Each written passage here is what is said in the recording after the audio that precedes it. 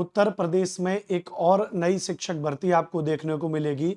सरकार पर जो दबाव हमने बनाया था कि भर्तियां उत्तर प्रदेश सरकार नहीं निकाल रही है, लेकिन अब अगर आप देखोगे तो धीरे-धीरे भर्तियां आ रही हैं। एलटी ग्रेड में भी आपको एक भर्ती देखने को मिली 7000 कुछ पदों पर, वहीं जीआईसी में भी आपको 1518 पदों पर भी भर्ती देखने को मिली है। अब एक और भर्ती है, हायर एग्जाम्स के लिए भर्ती कराई जा रही है। लोक सेवा आयोग ही भर्ती को कराएगा। तो उत्तर प्रदेश लोक सेवा आयोग जल्द देगा तीसरी बड़ी भर्ती। तीसरी बड़ी भर्ती का मतलब क्या है? दो भर्तियां लोक सेवा आयोग पहली दे चुका है, जिन भर्तियों में एक तो 7466 पदों पर एलटी ग्रेड की भर्ती लोक सेवा आयोग के द्वारा ही दी गई है। उसके अलावा 1518 पदों पर प्रवक्ता गवर्नमेंट इंटर कॉलेज जीआईसी की भर्ती भी लोक सेवा आयोग आपको पहले ही दे चुका है। लेकिन अब एलटी ग्रेड शिक्षक व प्रवक्ता भर्ती के बाद अब असिस्टेंट प्रोफेसर भर्ती का विज्ञापन जारी करने की तैयारी है। अब कौन सा एग्जाम जारी करने की तैयारी है? असिस्टेंट प्रोफेसर जारी करने की तैयारी है।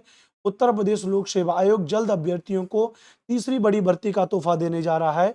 यह भर्ती राजकीय महाविद्यालयों में असिस्टेंट प्रोफेसर की भर्ती का विज्ञापन है और इसमें कहा गया है कि 28 विषयों में 1253 पदों पर भर्ती के लिए ई अधियाचन भेजा जा चुका है। यानी इसका अधियाचन 1253 पदों पर भेज दिया गया है आयोग को शिक्षा निदेशालय के द्वारा। अब ये जो 28 पदों पर भर्ती होगी, अब थोड़ा इसके बारे में आपको कुछ-कुछ बातों को समझाता हूँ। यह भर्ती है आपकी असिस्टेंट प्रोफेसर की भर्ती। अब थोड़ा ध्यान समझना।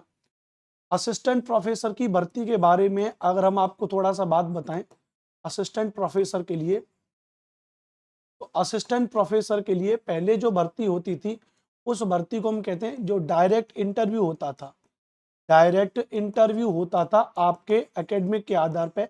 एकेडमिक का मतलब क्या है कि आपका जो पोस्ट ग्रेजुएशन की मेरिट के आधार पे, पोस्ट ग्रेजुएशन प्लस आपका यूजीसी, आपका जो यूजीसी नेट एग्जाम है उसके आधार पे, प्लस अगर आपका बात करेंगे प्लस आपके पीएचडी के आधार पर, प्लस जो शोध पत्र होते हैं, जो जर्नल प्रकाश होते हैं, शोध पत्र जो होते हैं उनके आधार पर आपका इस तरीके से और आपकी एक मेरिट बनती थी। उसके आधार पर इंटरव्यू के द्वारा आपका असिस्टेंट प्रोफेसर आप डायरेक्ट बनते थे। लेकिन अब ध्यान रखना, अब थोड़ा यहाँ पे बदलाव किया गया। अब ये लोग क्या कह रहे हैं? अब ये लोग कह रहे हैं, ध्यान रखना, कि अब लिखित परीक्षा को पहली बार इस भर्ती में लिखित परीक्षा को भी शामिल किया जाएगा। आयोग ने तय किया था कि अभ्यर्थियों के चयन में लिखित परीक्षा के 75% फीसदी व इंटरव्यू के 25% अंक जोड़े जाएंगे। यानी पहले तो ये असिस्टेंट प्रोफेसर आप देखते होंगे, आपने जैसे हमारे साथ के कई टीचर हैं वो क्यों असिस्टेंट प्रोफेसर अलग अलग जो है कि कराया जाता है। जैसे एचपीएससी के द्वारा भी असिस्टेंट प्रोफेसर को किया जाता है, यूपीपीएससी उसके द्वारा भी असिस्टेंट प्रोफेसर की भर्तियां निकाली जाती हैं। उनमें डायरेक्ट यूजीसी नेट और पीएचडी के व्याप पर आपको उसमें रख लिया जाता था। लेकिन अब उसमें कह रहे हैं कि अब लिखित परीक्षा भी कराई जाएगी।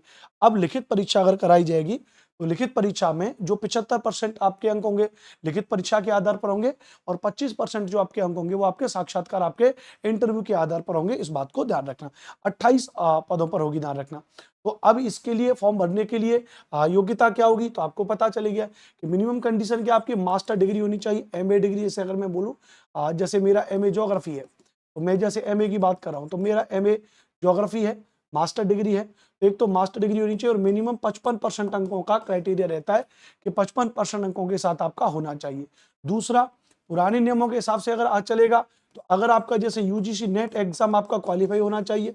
अगर आपका यूजीसी नेट एग्जाम क्वालिफाई है या अथवा आपने पीएचडी कर रखा है अपने संबंधित विषय में, तो उसके आधार पर अब इसमें क्या रखा जाएगा वो हमको पता चलेगा जब इसका विज्ञापन नया आ जाएगा। तो यदि आप हायर एग्जाम में, यदि आप डिग्री कॉलेज में टीचर बन करके आप अपने सपनों को साकार करना चाहते हैं, आप एक कहते हैं ना कि जैसे एक प्राइमरी का टीचर है, 1 से 5 पढ़ाने वाला टीचर है, एक डिग्री कॉलेज में पढ़ाने वाला टीचर, तो उसमें जमीन आसमान का अंतर है।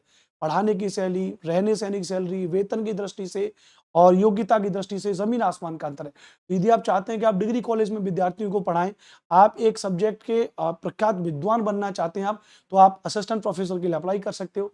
आपका यूजीसी नेट का एग्जाम क्वालिफाई नहीं है तो आप अपना पोस्ट ग्रेजुएशन से आपने यूजीसी सब नेट एग्जाम को क्वालिफाई करिए। इस भर्ती में ना सही, आगे की भर्ती में भी आप बैठ सकते हो। तो इस बात को ध्यान रखना। लेकिन ये बात क्लियर है कि असिस्टेंट प्रोफेसर अगर आपको बनना है तो मिनिमम क्वालिफिकेशन में पोस्ट ग्रेजुएशन आपका होना चाहिए, यूजीसी नेट आपका संबंधित विषय में होना चाहिए और यदि आपका पीएचडी है तो आपको उसका कुछ फायदा मिल जाएगा। जय हिंद, वंदे मातरम। जानकारी अच्छी लगी होगी तो आप हमारे इस चैनल को सब्सक्राइब कर दीजिएगा। Thank you, take care, love you all.